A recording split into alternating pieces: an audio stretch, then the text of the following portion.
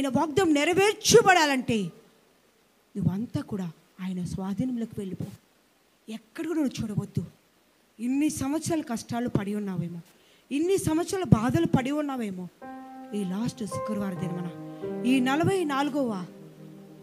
24వ సంవత్సరము దేవుడు ఎంతగానో సంఘాన్ని, సంఘ బిడ్డల సమస్తాన్ని ఆయన ఆశీర్వాదంతో నింపినాడు.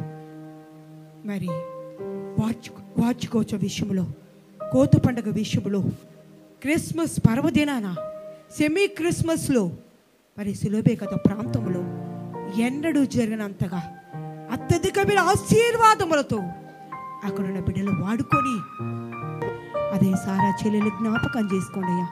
ఆ బిడ్డకి చిన్న బిడ్డలు అంట ప్రభా, క్యాన్సర్ అని చెప్పున్నారు ప్రభా. నువ్వు స్వస్థపరిచే దేవుడు నా తండ్రి. నన్ను ఎలాగ స్వస్థపరిచినావో, నా ప్రాబ్లమే ఆ బిడ్డ ప్రాబ్లం అన్నారో ప్రభా. మరి నన్ను ముట్టిన దేవుడునైనా నీకు మాత్రం ముట్టమడుగుచున్నాను.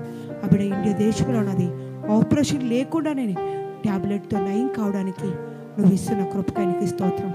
నయమైనప్పుడు యేసు ప్రభు నిజమైన దేవుడని ప్రభా ఆ బిడ్డ కూడా తెలుసుకోవడానికి నువ్వు ఇస్తున్న కృపకాయ నీకు వందనాలు.